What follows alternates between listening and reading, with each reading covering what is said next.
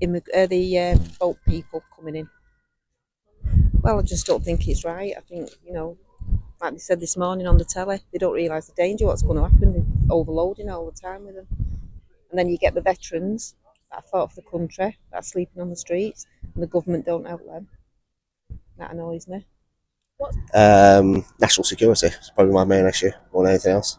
I just think the world's a bit of a crazy place at the moment. I'd like to know that we're properly protected as a nation. Pensions. Yeah, pensions, NHS, healthcare, dentistry, all that kind of stuff that everybody's moaning about. So yeah, definitely. Inheritance tax is a big worry because obviously our parents are getting to the age that they're going to be dying.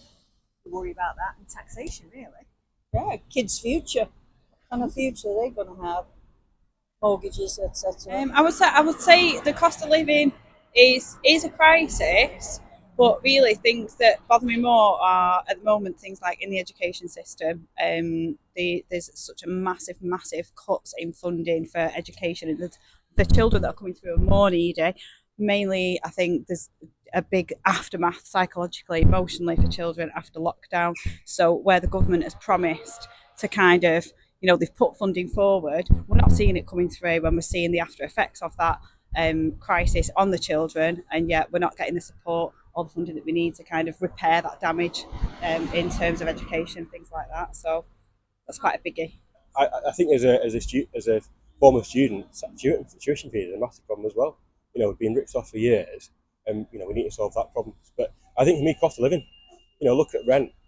People can't afford basic food, never mind rent over the next few years. So I think getting on the housing ladder is another problem as well. Well, I think that really they should try and cut back on immigration because we can't fit any more people in the country.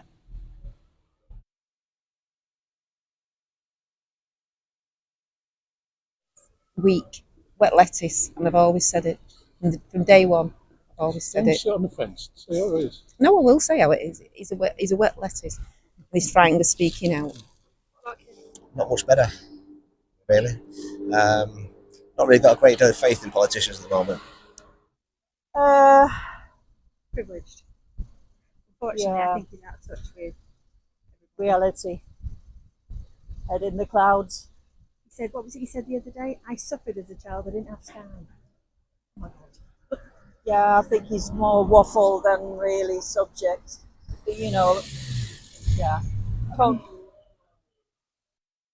I was brought up that if you haven't got anything nice to say, don't say anything at all, so I'll just leave it at that. I think he's robotic but charming. I think maybe slightly odd. Do I have to? I preferred Boris Johnson because he seemed a lot nicer person. And my husband's actually met him at the power station and said he was really nice and very intelligent.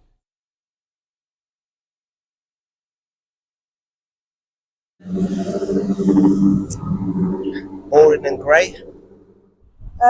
Never liked him. Can't stand him. I'd hate him to win. No. I think he's giving saying about all these tax cuts, he's going to cut everything. But like they were saying, when he actually gets there, they don't know how he's going to fulfil this. But he's just going to turn around and say, "Oh, the Conservatives have spent all the money." Probably the same. Yeah, I think there's a lot of in politics. There's a lot of front and empty promises, and these people they only need to pick one thing and stick to it and work from there instead of making all these kind of, they've not done the maths, they've not done the research as to how they're going to bring it to the surface, and then they don't deliver. And I think that's it's a shame because people don't actually know who to vote for because whatever they promise they don't get anyway. Slippery, goodery, weak. Well, not really mad on him. I didn't like the way he come in for Boris. I was more of a Boris fan, I'm afraid. Yes, I don't dislike him, but it's not what I'd have chosen. Don't believe a word he says. Have you said Nigel Farage? What about Nigel Farage? Vote for him. So that's what I am doing. We're both doing.